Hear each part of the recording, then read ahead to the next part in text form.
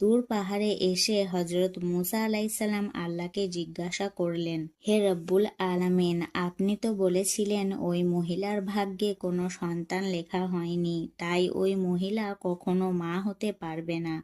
কিন্তু আজ তার বাড়িতে গিয়ে আমি দেখলাম একটা ছোট্ট শিশুর সাথে সে মনের আনন্দে খেলা করছে, এবং সেই মহিলা আমাকে বলেছে আল্লাহ রব্বুল আলামিন আমাকে সন্তান দান করেছেন। হে রব্বুল আলামিন, আমি ওই ঘটনা বুঝতে পারলাম না কি করে এই ঘটনা ঘটলো। তখন একটি গায়েবী আওয়াজ দিয়ে আল্লাহ হজরত মুসা আলাইসাল্লামকে জানিয়ে দিলেন, হে মূসা, যদি তুমি এই প্রশ্নের উত্তর পেতে চাও তাহলে কোনো এক মানুষের মাংস নিয়ে আসো, তাহলে প্রশ্নের উত্তর পেয়ে যাবে। আল্লাহর কথা শুনে হজরত মুসা আলাইসাল্লাম চলে এলেন এবং নিজেদের কওমের লোকেদের কাছে গিয়ে বললেন, হে আমার কওমের লোকেরা, আল্লাহর নির্দেশে আমি এখানে এসেছি।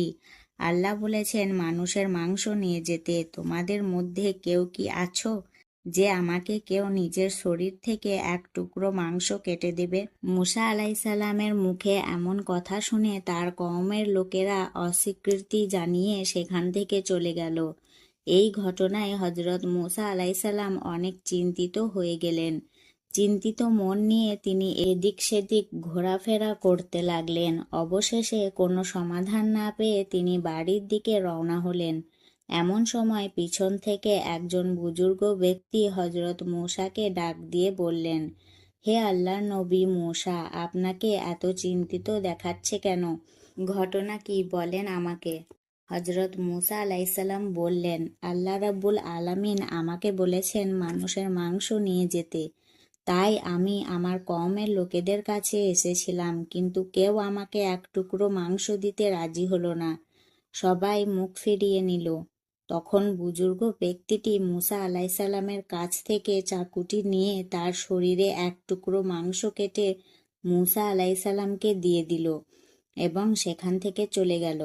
হজরত মুসা আলাইসাল্লাম ঘটনাটি দেখার পর অত্যন্ত অবাক হয়ে গেলেন। অতঃপর মাংসটি নিয়ে তিনি তুর পাহাড়ে চলে আসলেন।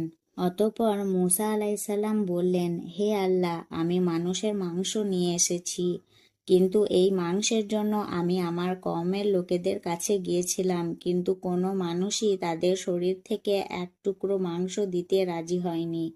হঠাৎ একজন বুজুর্গ ব্যক্তি তার শরীরের মাংস কেটে আমাকে দিয়ে দিল।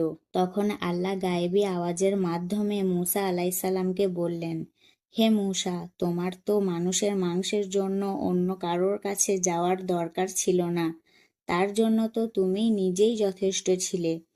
এরই মধ্যে তোমার প্রশ্নের উত্তর তুমি পেয়ে গেছো। আর যে ব্যক্তিটি আমি আল্লাহর নাম শোনামাত্র তার শরীরের মাংস কেটে দিয়ে দিল, তার দোয়ার বরকতের ফলেই আমি ওই মহিলার গর্ভে সন্তান দান করেছি। হে মূসা, জেনে রেখো যে আমার জন্য পাগল আমি আল্লাহ নামের উপর সব কিছু যে বিসর্জন দিয়ে দেয় এবং আমি আল্লাহকে খুশি করার জন্য সব কিছু মেনে নেয়, আমি রব্বুল আলামিন তার জন্য সব কিছু করতে পারি। তার দোয়ার ফলে আমি মানুষের ভাগ্য পরিবর্তন করে দিতে পারি।